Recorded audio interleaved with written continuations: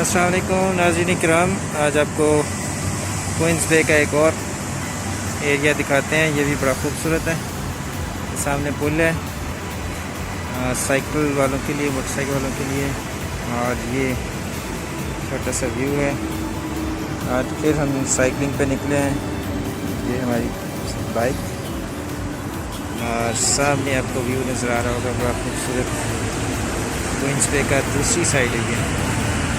ये जो मैंने लास्ट टाइम आपको बताई थी 2 रिंगिट पर 24 घंटे के लिए मिल जाती है। और इसमें यह भी मज़ा है कि अगर एक पॉइंट से दूसरे पॉइंट पे जाना है तो आप दूसरे पॉइंट पे छोड़ दें, और आपका जो ऐप के ऊपर वो टाइमिंग है वो बाकायदा चल रहा होता है। आप छोड़ के दोबारा लेना चाहें दूसरी जगह से तो दूसरी जगह से भी जाके आप ले सकते हैं उसी टाइम के दौरान। आज पानी जो है काफ़ी ज़्यादा है, किनारों तक आया हुआ। आमतौर पर यहाँ नीचे होता है। ठंडी हवा चल रही है, हल्की हल्की धूप है। बड़ा ही खूबसूरत सीन आप सबके लिए। 2 मिनट की वीडियो।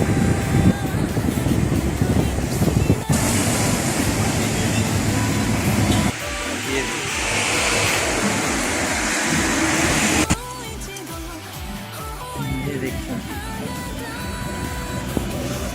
कैसा नज़ारा है जी।